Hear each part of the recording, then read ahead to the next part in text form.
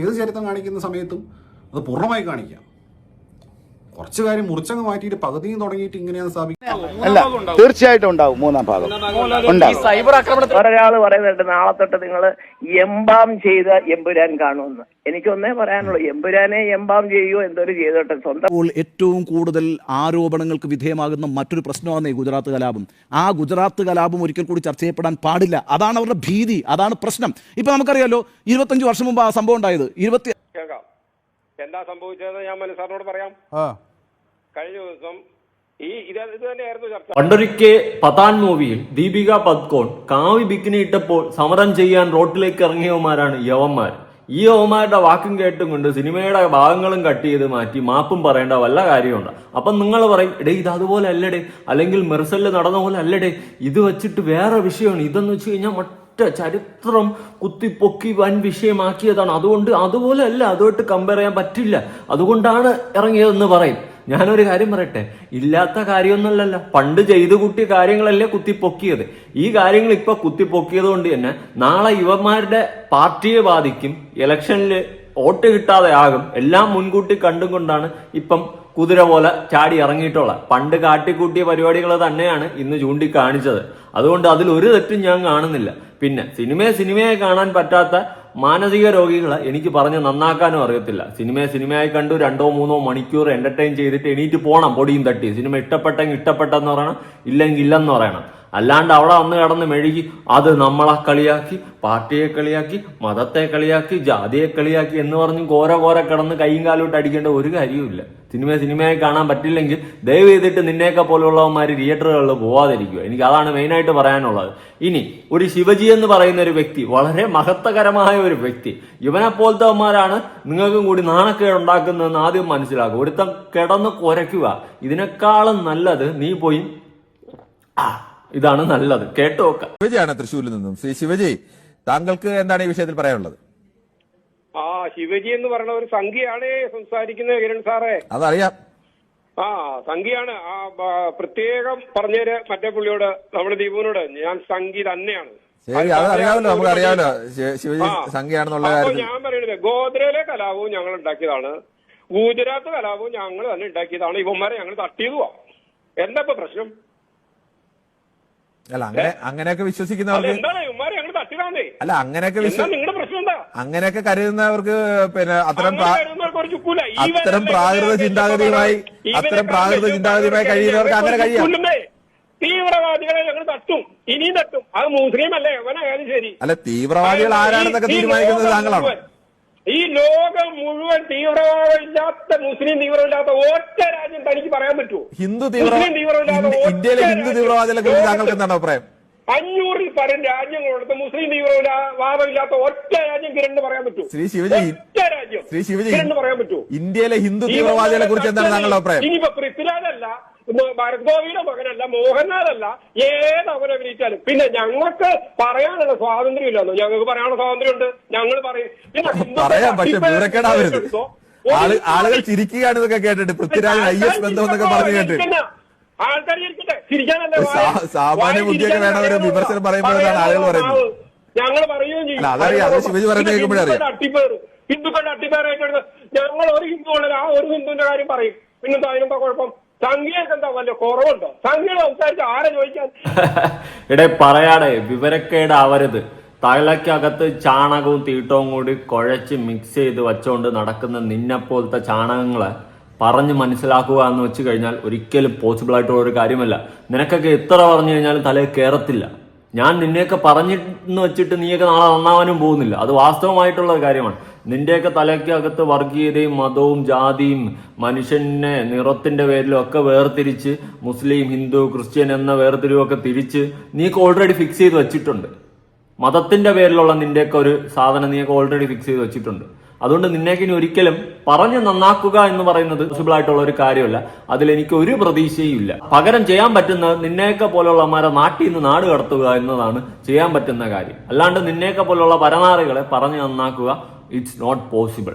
ഇനി ഈ എമ്പുരാൻ സിനിമയുമായി ബന്ധപ്പെട്ടിട്ട് ഇത്രയും വലിയ കലാപങ്ങളെ കൊത്തിച്ച ഒരു സിനിമയാണെന്നും പറഞ്ഞും കൊണ്ടൊക്കെ ആയപ്പോൾ ലാലേട്ടൻ വന്ന് മാപ്പ് പറഞ്ഞില്ലെന്ന് പറയുന്നുണ്ടല്ലോ അവിടെ എല്ലാവരും. ഇതിനേക്കാളും നല്ലത് മാപ്പെന്നായിരുന്നു ആ പോസ്റ്റ് ഇടേണ്ടത്. എന്തായാലും അതിട്ടില്ല, പകരം മാപ്പ് പോലത്തെ സാധനം ഇട്ട് അതിന് രാജുവേട്ടനെ എടുത്ത് ഷെയർ ചെയ്ത് പ്രോബ്ലം സോൾവ് ആയെന്നുള്ള രീതിയിൽ ഇരിക്കുകയായിരുന്നു. എന്നാൽ മുരളി ഗോപിയ ഞാൻ ഒരു തേങ്ങയും പറയത്തില്ല, ഞാൻ എഴുതിയ സാധനം എഴുതിയത് തന്നെ, ഞാൻ എഴുതിയതുള്ള കാര്യമാണ്, അല്ലാതെ ആരെങ്കിലും ചുമ്മാ തുപ്പിയ കാര്യമൊന്നുമല്ല, ഞാൻ എഴുതിയിട്ടുണ്ടെങ്കിൽ അതുള്ള കാര്യം തന്നെയാണ് എന്നുള്ള രീതിയിൽ വളരെ വ്യക്തമായിട്ട് ഒന്ന് അടിച്ച് അണ്ണാക്കി കൊടുത്തിട്ട് ആര് പോയി? നമ്മുടെ മുരളി ഗോപി പോയി. ഇനി ഈ ഒരു വിഷയവുമായി ബന്ധപ്പെട്ടിട്ട് റിപ്പോർട്ടർ ചാനലിൽ ഒരു ചർച്ച വന്നിട്ടുണ്ടായിരുന്നു. വളരെ കറക്റ്റായിട്ടുള്ള കുറച്ച് കാര്യങ്ങൾ ആ വ്യക്തി പറയുന്നുണ്ട്, നമുക്ക് കണ്ടുനോക്കാം. ഇപ്പോൾ ഏറ്റവും കൂടുതൽ ആരോപണങ്ങൾക്ക് വിധേയമാകുന്ന മറ്റൊരു പ്രശ്നമാണ് ഈ ഗുജറാത്ത് കലാപം. ആ ഗുജറാത്ത് കലാപം ഒരിക്കൽ കൂടി ചർച്ച ചെയ്യപ്പെടാൻ പാടില്ല. അതാണ് അവരുടെ ഭീതി, അതാണ് പ്രശ്നം. ഇപ്പം നമുക്കറിയാലോ, 25 വർഷം മുമ്പ് ആ സംഭവം ഉണ്ടായത്, 4 നൂറ്റാണ്ട് കഴിയുന്നു ഗുജറാത്ത് കലാപം എല്ലാവരുടെയും സ്മരണകളിൽ നിന്നും മറന്നുപോയി. വെച്ചാൽ ഇപ്പം ഗുജറാത്ത് കലാപത്തിന് ശേഷം ജനിച്ച കുട്ടിക്ക് 23 വയസ്സായി 24 വയസ്സായി, അവരൊന്നും ഒന്നും ഓർക്കുന്നൊന്നുമില്ല. അപ്പോഴാണ് ഇങ്ങനൊരു വിഷയം വരുന്നത്. വീണ്ടും പ്രശ്നമായി. ഈ ഗുജറാത്ത് കലാപത്തിൻ്റെ പേരിൽ എൻ്റെ സ്വന്തം സുഹൃത്താണ് ട്രംപ് എന്നൊക്കെ പറയുന്ന നരേന്ദ്രമോദിക്ക് അമേരിക്ക വിസ കൊടുത്തിരുന്നില്ല. ഈ കേരളത്തിൽ രാജ്യത്തെ ഒരു സംസ്ഥാനത്തിന്റെ മുഖ്യമന്ത്രിയായിരുന്നു. ഗുജറാത്ത് മുഖ്യമന്ത്രിയായിരുന്ന നരേന്ദ്രമോദിക്ക് അമേരിക്കയിലേക്കും വിസ ഉണ്ടായിരുന്നില്ല, അതേപോലെ തന്നെ UK-യിലേക്കും വിസ ഉണ്ടായിരുന്നില്ല. ഞാനൊരിക്കൽ ഈ അമേരിക്കൻ യാത്രയ്ക്ക് വേണ്ടി നരേന്ദ്രമോദി അപേക്ഷിക്കുന്നു. ഗുജറാത്ത് മുഖ്യമന്ത്രി ആയിരിക്കുന്ന സമയത്ത് അമേരിക്കൻ എംബസി ഒരു വാർത്താസമ്മേളനം വിളിച്ചുകൂട്ടി. ആ വാർത്താസമ്മേളനം ഞാൻ റിപ്പോർട്ട് ചെയ്തിട്ടുണ്ട്. ഒറ്റ വരിയാണ് അംബാസഡർ വന്നിട്ട് പറഞ്ഞു, ഒറ്റ വരിയാണ്, നരേന്ദ്രമോദിക്ക് വിസയില്ല എന്ന് പറഞ്ഞിട്ട് തിരിച്ചങ്ങ് നടന്നു പോവുകയാണ്.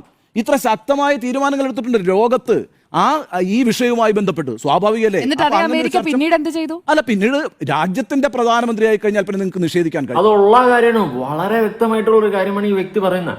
നിങ്ങളൊന്ന് ആലോചിച്ച് നോക്ക്, ഈ വിഷയം ഇപ്പൊ കുത്തിപ്പൊങ്ങി വന്നു കഴിഞ്ഞാൽ ഇവരുടെ പാർട്ടിക്ക് നല്ല നെഗറ്റീവാണ്, ഓൾറെഡി നെഗറ്റീവായിട്ട് നിൽക്കുകയാണ്, അതിന്റെ ഇടയിൽ കൂടി ഇതും കൂടി നെഗറ്റീവാകും. പിന്നെ ഇവന്മാർ ഇതിനെ ഒരു ചർച്ചാ വിഷയമാക്കിയതാണ് ഇവന്മാർ ചെയ്തിട്ടുള്ള ഏറ്റവും വലിയ മണ്ടത്തരം. സാധാരണ ജനങ്ങൾ ഇതൊന്നും ഒരു കാര്യമായിട്ട് എടുത്തിട്ടില്ല, അവർ അങ്ങനത്തെ രീതിയിൽ ചിന്തിച്ചിട്ട് പോലുമില്ല, സിനിമയെ കണ്ടുവിട്ടു. എന്നാൽ ഈ ബുദ്ധിയില്ലാത്ത ചാണകം നിറഞ്ഞവന്മാർ ഇതിനെ വലിയൊരു വിവാദമാക്കിയിട്ട് ആ സിനിമയെ കട്ട് ചെയ്യുന്ന രീതിയിൽ വരെ കൊണ്ട് എത്തിച്ചിട്ടുണ്ടെങ്കിൽ ഇവന്മാർ ചെയ്തിട്ടുള്ള ലോകം കണ്ട ഏറ്റവും വലിയ മണ്ടത്തനമാണ്. ഇങ്ങനെ ചെയ്യുമ്പോൾ ഉണ്ടാവാൻ പോകുന്നതെന്ന് വെച്ച് കഴിഞ്ഞാൽ ഇവന്മാരുടെ മേലിൽ ഒന്നാമതേ ജനങ്ങൾക്ക് വെറുപ്പുണ്ട്, അത്യാവശ്യം കുറച്ചുകൂടി വെറുപ്പ് അങ്ങ് കൂടും. അങ്ങനെ കൂടുമ്പോൾ എന്ത് ചെയ്യും? ഇനി 10 വോട്ട് കിട്ടുന്ന സ്ഥാനത്ത് 5 വോട്ട് പോലും കിട്ടാത്ത അവസ്ഥയിലോട്ട് പോകും. യുവമാരായിട്ട് തന്നെയാണ് ഇങ്ങനെ ഒരു സിറ്റുവേഷൻ വരുത്തി വെച്ചത്. ഇതിന്റെയൊക്കെ വല്ല ആവശ്യമുണ്ട്? ഇത്രയും തലയ്ക്കകത്ത് ചാണകം നിറഞ്ഞവന്മാരായിപ്പോയല്ലോ. സിനിമയായിട്ട് കണ്ടു തന്നെയാണ് എല്ലാ ആൾക്കാരും അതങ്ങ് വിട്ടത്. എന്നാൽ ഇവനൊക്കെ എന്ന് ഈ തിയേറ്ററിന്റെ അകത്ത് കയറി അന്ന് ഈ സിനിമ വിവാദമാവുകയാണ് ചെയ്തിട്ടുള്ളത്. ഇവനെപ്പോലത്തെ തലയ്ക്ക് ബോധമില്ലാത്തവന്മാർ സിനിമ കാണാൻ കയറിയപ്പോഴാണ് ഇത്രയും വലിയ വിഷയമായി മാറിയത്. സിനിമയായി കാണാൻ തന്നെയാണ് എല്ലാ ആൾക്കാരും പഠിച്ചിട്ടുള്ളത്. എന്നാൽ വിവരം ബോധം പൊക്കണമില്ലാത്ത ഇവനെയൊക്കെ പോലെയുള്ളവന്മാരെ പറഞ്ഞ് മനസ്സിലാക്കുക എന്ന് വെച്ച് കഴിഞ്ഞാൽ ഇറ്റ്സ് നോട്ട് ഫെയർ.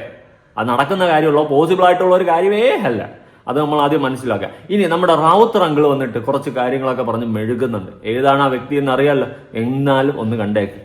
ഇപ്പോഴും ഇതിൽ പ്രതികരിച്ചിട്ടില്ല, നിങ്ങളോടൊപ്പം ഈ നിങ്ങളുടെ പോസ്റ്റുകൾ ഷെയർ ചെയ്തിട്ടില്ല. അപ്പോൾ അങ്ങനെ വിയോജിപ്പുകൾ ഉണ്ടെന്ന് ഞാൻ വിശ്വസിക്കുന്നില്ല. കാരണം എന്താണെന്ന് വെച്ച് കഴിഞ്ഞാൽ അങ്ങനെ ഒരു വിയോജിപ്പ് ഒരാൾക്ക് ഉണ്ടായി കഴിഞ്ഞാൽ നമുക്ക് ചെയ്യാൻ പറ്റുന്ന കാര്യമല്ലല്ലോ അത്. കാരണം എല്ലാവരുടെയും സമ്മതം അതിന് ആവശ്യമാണ്.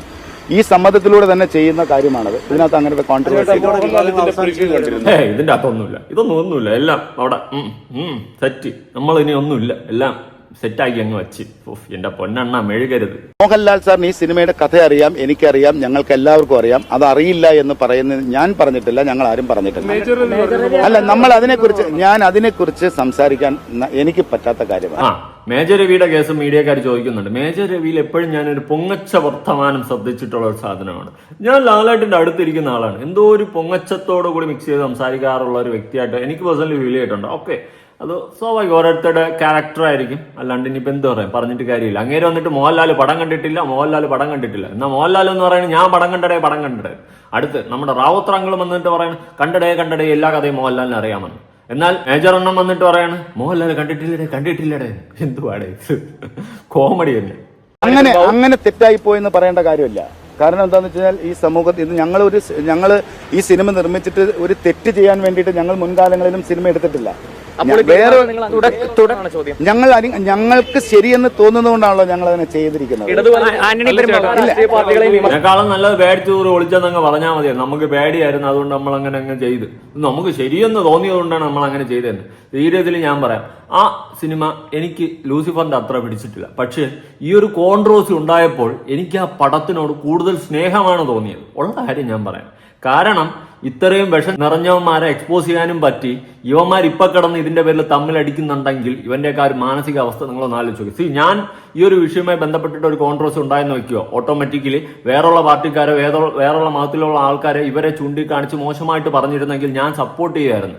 ഏത് ഈ പാർട്ടിക്കാരെ ഞാൻ സപ്പോർട്ട് ചെയ്യായിരുന്നു, വേറെ ഒന്നും കൊണ്ടല്ല. പണ്ടെങ്ങാണ്ട് നടന്നൊരു കാര്യത്തിന് വേണ്ടിയിട്ട് ഇപ്പൊ എന്തിനാ ഇവരെ ചെളിവാരി അടിക്കുന്ന, ഇപ്പം ജീവിച്ചിരിക്കുന്ന ആൾക്കാർ ചെളിവാരി അടിക്കുന്നതെന്ന് ഒരു പക്ഷെ ഞാൻ ചോദിക്കുമായിരുന്നു.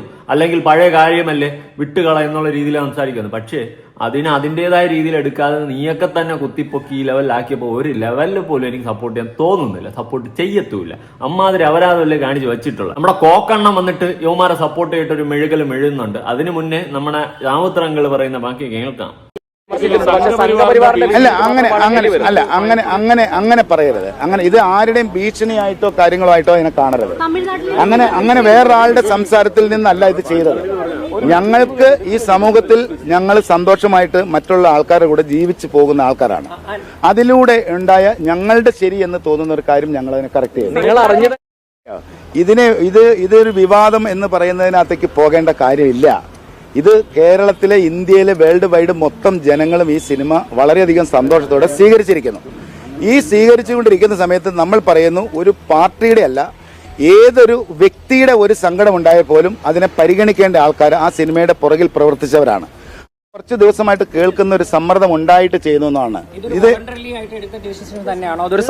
സമ്മർദ്ദത്തിന്റെ പുറത്തല്ല. ഞങ്ങൾക്ക് ഇത് മറ്റാരെയും ദ്രോഹിക്കാനോ വേറെ ഒരു വ്യക്തികളെ, ഞാൻ വീണ്ടും വ്യക്തികളെ, സിനിമ ഇറങ്ങുന്നതിന് മുൻപ് അങ്ങനെ ഒരു ചിന്ത ഉണ്ടായിരുന്നില്ല. അല്ല, അതൊരു സിനിമ ശേഷമാണോ? അല്ല, അതിപ്പോ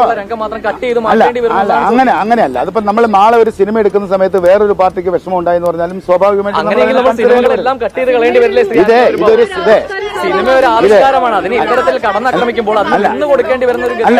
അങ്ങനെ അല്ലാതെ ഇതിനെ വളരെ പോസിറ്റീവായിട്ട് എടുത്താൽ മതി. ഇല്ല, ഞാൻ സംസാരിച്ചു. അതിനകത്ത് ആരുടെയും സമ്മർദ്ദമല്ല. നമ്മളുടെ ജീവിത യാത്രയിൽ നമുക്ക് മറ്റുള്ള ആൾക്കാർക്ക് ആർക്കെങ്കിലും വിഷമം ഉണ്ടായാൽ അതിനെ കറക്റ്റ് ചെയ്യേണ്ട ഉത്തരവാദിത്വം ഞങ്ങൾക്കാണ്. ആണല്ലേ? എങ്കിൽ ഒരു കാര്യം ചെയ്യും, എനിക്കത് കണ്ടിട്ട് അത്ര അങ്ങോട്ട് പിടിച്ചിട്ടില്ല. പടം മൊത്തം എനിക്ക് ഭയങ്കര വിഷമമായി. സിനിമ മൊത്തത്തിൽ എടുത്ത് കളാൻ പറ്റുമോ? ഇല്ലല്ലോ. എന്റെ പൊന്നെണ്ണ കിടന്ന് മെഴുകാതെ നിങ്ങളെപ്പോലുള്ളവർ വന്ന് കിടന്ന് ഇങ്ങനെ മെഴുകാൻ നിന്ന് കഴിഞ്ഞാൽ എന്തുവാടേ ഇത്? അയ്യോ, ആർക്കെങ്കിലും വിഷമായെങ്കിൽ ഞാൻ ആ സിനിമയുടെ ആ ഭാഗങ്ങളൊക്കെ കട്ട് ചെയ്യും. എനിക്ക് ഇഷ്ടപ്പെടാത്ത കുറേ ഭാഗങ്ങളൊക്കെ ഉണ്ട്, കട്ട് ചെയ്യാൻ പറ്റുമോ? എന്റെ പൊന്നെണ്ണ, പറയുന്നതിൽ ലോജിക്ക് വേണം. എല്ലാവരെയും തൃപ്തിപ്പെടുത്തിക്കൊണ്ട് നിങ്ങൾക്ക് സിനിമ ഇറക്കാൻ പറ്റുമോ? ഇതിപ്പം ഈ ചാണകങ്ങളെ പേടിച്ചും കൊണ്ട് നൈസായിട്ട് മുക്കി. അതാണ് സംഭവിച്ചിട്ടുള്ളത്. ഞാൻ പറഞ്ഞില്ലേ, 2017 ഒക്ടോബറിൽ മെർസൽ എന്ന് പറയുന്ന ഒരു പടം ഇറങ്ങി. അന്ന് ഇതുപോലെ കുറെ ചാണകങ്ങളൊന്നും കുരച്ചും സമരം ചെയ്യുകയൊക്കെ ചെയ്തിട്ടുണ്ടായിരുന്നു. മെർസൽ എന്ന ഒറ്റ പോസ്റ്റിൽ നിർത്തി. അതാണ് മുതൽ. അല്ലാണ്ട് ഇതുപോലത്തെ സാധനങ്ങളെന്നും പറഞ്ഞിട്ട് കാര്യമില്ലടേ. ചങ്കൂറ്റം വേണം ഒരു പടം ഇറക്കുമ്പോൾ. പ്രത്യേകിച്ച് നിങ്ങൾ ഇല്ലാത്ത കാര്യം പറയുക, അല്ലെങ്കിൽ ഒരു പാർട്ടി ഫോക്കസ് ചെയ്ത് നശിപ്പിക്കാൻ ശ്രമിക്കുകയോ ചെയ്തിട്ടില്ല. പണ്ട് നടന്നൊരു കലാപത്തിനാണ് എടുത്ത് ചൂണ്ടിക്കാണിച്ച് പടമായിട്ട് ഇറക്കി ആ ഒരു സെറ്റപ്പിൽ കൊണ്ടുപോയതാണ്. അതിനെ പടത്തിന്റെ സെൻസിൽ കാണാൻ പറ്റാത്ത നായ്ക്കളോട് എനിക്കൊന്നും പറയാനില്ല. കിടന്ന് കുരയ്ക്കുന്നവന്മാരെ മൈൻഡ് ചെയ്ത് അവന്മാരെ പേടിച്ച് സിനിമ കട്ട് ചെയ്ത് മാറ്റി മാപ്പും പറഞ്ഞ നിങ്ങളൊക്കെയാണ് തെറ്റുകാർ എന്നേ ഞാൻ പറയത്തുള്ളൂ. ഇനി നമ്മുടെ കോക്കെണ്ണം പറയുന്ന കേട്ടോക്കാം. കുറച്ച് വില നിങ്ങളുടെ അടുത്തുണ്ടായിരുന്നു, അതും ഇല്ലാതായി. ഏത് ചരിത്രം കാണിക്കുന്ന സമയത്തും അത് പൂർണ്ണമായി കാണിക്കാം. കുറച്ച് കാര്യം മുറിച്ചങ്ങ് മാറ്റിയിട്ട് പകുതിയും തുടങ്ങിയിട്ട് ഇങ്ങനെയാണ് സ്ഥാപിക്കാൻ ശ്രമിക്കുന്നത് ശരിയല്ല. അത് എന്ത് കാണിക്കാൻ ശ്രമിച്ചാലും അത് പൂർണ്ണമായി കാണിക്കാൻ ശ്രമിക്കുക എന്നുള്ളതാണ്. അപ്പോൾ അവരുടെ ഭാഗത്തുനിന്ന് ശരിയുണ്ട്. അവരുടെ ഭാഗത്ത് ശരിയുണ്ടെന്നാണ് നമ്മുടെ കോക്കെണ്ണം പറയുന്നത്. ഒരു കാര്യം ചെയ്യും, നിങ്ങൾ സിനിമയുടെ പകുതിയിൽ പോയി കയറിയ പോയായിരുന്നു. തുടക്കം മുതൽ എഴുതി കാണിക്കുമ്പോഴേ പടം കയറിയെന്ന് കണ്ട് അത് എന്താണ് എഴുതി കാണിച്ചതെന്ന് കാര്യങ്ങളൊക്കെ ഒന്ന് നോക്കണമായിരുന്നു. എല്ലാം കാണിക്കണമെങ്കിൽ 4-5 മണിക്കൂറായി പോകും സിനിമ. അതുകൊണ്ടാണ് കുറച്ച് ഇങ്ങനെ ഇൻട്രോഡക്ഷൻ കൊടുത്ത് ബാക്കി ഈ ഒരു സെറ്റപ്പിൽ കൊണ്ടുവന്നത്. നിങ്ങൾ വലിയ സിനിമ റിവ്യൂവർ അല്ലേ? അതിനുള്ള ബോധം പോലെ ഇല്ലേ? എന്ത് പറയുന്നീ? എന്തെങ്കിലും ബോധം ഉണ്ടാ? ഒന്നുമില്ല, പറഞ്ഞിട്ട് കാര്യമില്ല. ഇനി വേറൊരു വിഷയം തീർച്ചയായിട്ടും ഞാൻ പറയാം. എമ്പുരാൻ 3, അതായത് L3 ഇറങ്ങുന്ന ഒരു കാര്യം പറയുന്നുണ്ട്. മിക്കവാറും പടം ഇറങ്ങാൻ ചാൻസ് ഇല്ല. യുവമാർക്ക് കട്ട് ചെയ്യാൻ മാത്രമായിരിക്കും സമയമുള്ളത്. അല്ലാതെ എന്ത് പറയാം? യുവമാർ മിക്കവാറും കട്ട് ചെയ്ത് കളിക്കും. അതുകൊണ്ട് പടം ഇറങ്ങാനും ചാൻസ് ഇല്ലെന്നാണ് എനിക്ക് തോന്നുന്നത്. പോരാട്ടന്മാരെ ബോധിപ്പിച്ച് അവന്മാരെ പേടിച്ച് മാപ്പും പറഞ്ഞ് ഇങ്ങനെ പടം ഇറക്കാൻ നിന്ന് കഴിഞ്ഞാൽ എന്ത് വേണം ഇത്? ഒരു പടം ഇറക്കിയത് ഞാനായിട്ട് നിൽക്കണം. സെൻസർ ബോർഡിൽ നിന്ന് ആദ്യം കട്ട് ചെയ്തൊക്കെ ആവശ്യമില്ലാത്തൊക്കെ കട്ട് ചെയ്ത് കളഞ്ഞിട്ടില്ല പടം കൊണ്ട് തിയേറ്ററിൽ ഇറക്കിയത്. പിന്നെ എന്തിനായിരുന്നു പേടിക്കണം ഇതുപോലത്തെ ഉള്ള നായ്ക്കളെ? എനിക്കിതേ പറയാനുള്ളൂ. ഇതിന്റെ പേരിൽ എന്ത് തേങ്ങയായാലും കിടന്ന് പറയാം. എനിക്കല്ല അതിനിപ്പോൾ ഒന്നും കൂടുതലൊന്നും പറയാമല്ലോ. നിങ്ങളുടെ അഭിപ്രായങ്ങളും കാര്യങ്ങളൊക്കെ ഉറപ്പായിട്ട് താഴെ കമന്റ്. പുതിയൊരു വീഡിയോ ആയിട്ടാണ്. ബൈ.